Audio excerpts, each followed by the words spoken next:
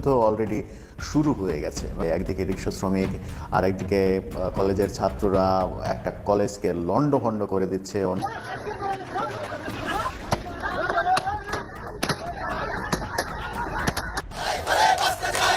ঢাকা মহানগর এলাকায় রিকশা চলাচল বন্ধের প্রতিবাদে রোববার জাতীয় প্রেস ক্লাবের সামনে সড়ক অবরোধ করে বিক্ষোভ করেন রিকশা শ্রমিকরা। যেই ঘটনা আপনারা ঘটাইছেন, ঘটনা কিন্তু হালকা কোনো ঘটনা না। একটা সরকারে ফেলে দিয়েছেন, আপনারা সবাই বিপদে পড়বেন, অনেক বড় বিপদে পড়বেন। এখন যাই হচ্ছে, নিজেরা নিজেরা মারামারি করছেন, বলা হচ্ছে যে ছাত্রলীগ যে কোনো জায়গাতে, এগুলোও কিন্তু বেশি দিন মানুষ খাবে না। বৈষম্য বিরোধী ছাত্রদের কুমিল্লা মহানগর কমিটিকে ঘিরে দেখা দিয়েছে উত্তেজনা। কেন্দ্র থেকে কমিটি ঘোষণা করা হলেও তা মানছে না একটি পক্ষ, আর এ নিয়ে পাল্টাপাল্টি কমিটিরও ঘোষণা দিয়েছে বিরোধী পক্ষ। মা বাবাকে হারালেও সন্তান এতটা দিশেহারা হয় না যতটা দিশেহারা হাসিনাকে হারিয়ে আওয়ামী লীগের নেতাকর্মীরা হয়েছেন। আর এই হারিয়ে যাওয়ার দিশা খুঁজে পেতে নানা রূপে রাস্তায় নেমে আসছে আওয়ামী লীগের নেতাকর্মীরা। আসসালামু আলাইকুম দর্শক, নতুন একটা সংবাদে আপনাদের আবারও স্বাগতম। প্রিয় দর্শক, বর্তমান বাংলাদেশের যে রাজনৈতিক অবস্থা এবং যে প্রেক্ষাপট চলছে তারই উপর ভিত্তি করে কয়েকটি খবর নিয়ে আজ আমি আপনাদের সামনে আবারও হাজির হয়েছি।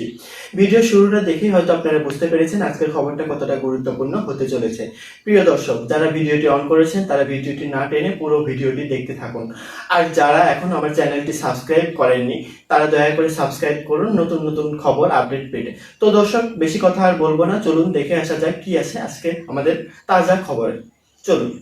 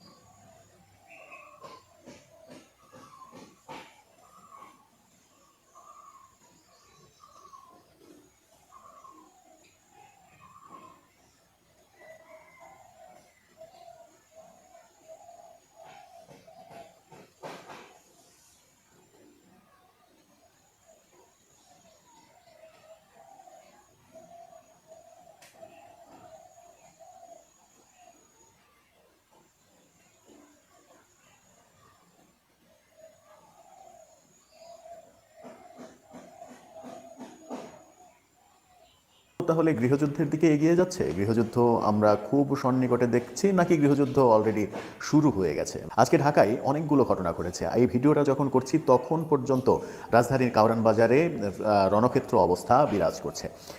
এর আগে আমরা সারাদিনে যেটা দেখেছি, দুইটা বড় ব্যাপার দেখেছি। সেটা হচ্ছে যাত্রাবাড়িতে অটোরিকশা শ্রমিকদের প্রায় লক্ষাধিক শ্রমিকের জমায়েত হয়েছে, সেখানে পাল্টা ধাওয়া হয়েছে, সেখান থেকে আলটিমেটাম দেওয়া হয়েছে আগামীকালকের মধ্যে যদি তাদের ব্যাপারে সুরাহা না হয়ে যায় তাহলে তারা দ্বিতীয় গণ অভ্যুত্থানের ডাক দিয়েছে, অর্থাৎ ইউনূস সরকারকে হটানোর ডাক দিয়েছে। ইউনূস সরকারকে তারা রাখবে না, তাদের এবার শ্রমিকদের আন্দোলনে তারা ইউনূস সরকারকে সরিয়ে দিতে চায়। ইউনূস সরকারকে সরিয়ে দেওয়ার আন্দোলন তারা করতে চায় এবং তারা বলেছে শুধুমাত্র রিক্সা শ্রমিক নয়, এখানে গার্মেন্টস শ্রমিক সহ সব শ্রমিকরা একত্রিত হবে এবং এই আন্দোলনে সরকার টিকে থাকতে পারবে না। অন্যদিকে আমরা রাজধানীর শহীদ সোহরাওয়ার্দী কলেজে ব্যাপক নাশকতার ঘটনা দেখলাম। পার্শ্ববর্তী কলেজ মাহবুবুর রহমান মোল্লা কলেজের শিক্ষার্থীরা এসে ব্যাপক নাশকতা করলেন, গাড়ি ভাঙচুর করলেন এবং লুটপাট করার ঘটনা দেখলাম। অফিস একেবারে তছনছ করে দেওয়া হয়েছে, পুরো কলেজ যেন একটা মরুভূমি বানিয়ে দেওয়া হয়েছে। এবং 5 আগস্টে আমরা যেমন দেখেছিলাম শেখ হাসিনার বাড়ি মানে গণভবন থেকে বিভিন্ন জিনিস চুরি করে ক্যামেরায় পোজ দিতে দিতে সব বেরোচ্ছিল, ঠিক তেমনি আজকেও দেখেছি আমরা শহীদ সোহরাওয়ার্দী কলেজ থেকে একটা বড় ফ্যান কাঁধে নিয়ে কেউ দৌড়াচ্ছে, কেউ সোফার কুশন নিয়ে দৌড়াচ্ছে, কেউ হয়তো কলেজের অফিস রুমে এক বক্স খেজুর পেয়েছে, সেই খেজুর নিয়ে খাইতে খাইতে দৌড়াচ্ছে, কম্পিউটার প্রিন্টার এটা ওটা, মানে বিধিখিস্তির অবস্থা। এই অবস্থা দেখলে কোনোভাবেই দেশ যে সুস্থ রয়েছে সেটা বলা যাবে না। এই কাজগুলো কি আওয়ামী লীগ করছে? এই কাজগুলো কি ছাত্রলীগ করছে? তাদেরকে কি ছাত্রলীগ আবার ফিরে এসেছে মাহবুবুর রহমান মোল্লা কলেজের হয়ে, এরকম বলার অবকাশ রয়েছে? কিংবা রিক্সা শ্রমিকরা আবার আওয়ামী লীগ হয়ে ফিরে এসেছে, তারা সরকারকে হুমকি দিচ্ছে, সেটা বলার অবকাশ রয়েছে? সন্ধ্যার পরে সারাদিনেই ঘটনা ঘটেছে, সন্ধ্যার পরে সেটা সংঘর্ষের পর্যায়ে গিয়েছে। আমরা কারওয়ান বাজারের দৃশ্য যেটা এখন পর্যন্ত চলমান, আর্মি এসে পরিস্থিতি নিয়ন্ত্রণের চেষ্টা করছে, পুলিশের সঙ্গে ধাওয়া পাল্টা ধাওয়া মারামারি, আহত হওয়া, এই ঘটনাগুলো ঘটেছে। এক ধরনের ইসলামপন্থীরা প্রথম আলো এবং ডেইলি স্টারের বিরুদ্ধে কারওয়ান বাজারে আন্দোলন করেছে। প্রথম আলো এবং ডেইলি স্টারকে ভারতের দালাল আখ্যা দিয়েছে এবং ভারতের দালাল হিসেবে ওইটাকে ভারত হিসেবে পরিগণিত করে ভারতের পাশে গরু জবাই করে উৎসব করে তারা খাওয়া দাওয়া করবে, তাদেরকে খাওয়া দাওয়া করতে দেওয়া হয়নি, পুলিশ তাদের এই কাজটা করতে দেয়নি। এই ঘটনাগুলো দেখেছে এবং সেখানে সংঘর্ষ হয়েছে। তাদেরকে বলতে শোনা গেছে, দাড়ি টুপি থাকলেই কি সে শিবির হয়ে যায়, তাকে মারতে হবে। এই পরিস্থিতি তো ডক্টর ইউনূস সরকারের আমলে থাকার কথা নয়, সেটা তো আওয়ামী লীগের আমলে থাকার কথা, যে শিবির দেখলে মারবে কিংবা পুলিশ তাড়বে। এখন তো জামাত ইসলামের সঙ্গে ইউনূস সরকারের খুবই ভালো সম্পর্ক। এখন যদি গৃহযুদ্ধের দিকে যায় তাহলে আমাদের পরিণতি কোন দিকে হবে? আমরা কি মানে সেই যুদ্ধবিধ্বস্ত আফগানিস্তানের মতো আমরা হয়ে যাব, লিবিয়ার মতো হয়ে যাব, কিংবা এখন যে সকল দেশে যুদ্ধ চলছে সেই যুদ্ধবিধ্বস্ত অবস্থার দিকে আমরা চলে যাব? আমরা কি দেউলিয়া হয়ে যাব? সেই প্রশ্নগুলো কিন্তু আসছে। যখন সরকার নির্বাচনের প্রস্তুতি দিয়ে দ্রুত নির্বাচন করে তাদের মেয়াদ শেষ করার প্রসেস করছে, এরকমটা বোঝা যাচ্ছে, ঠিক সেই সময়ে দেশটা বোধহয় তাদের নিয়ন্ত্রণের বাইরে চলে যাচ্ছে। যদি নিয়ন্ত্রণের বাইরেই চলে যায় তাহলে ইউনূস সরকারের পক্ষে এগুলোকে ট্যাকেল না দিয়ে, এগুলোর সুরাহা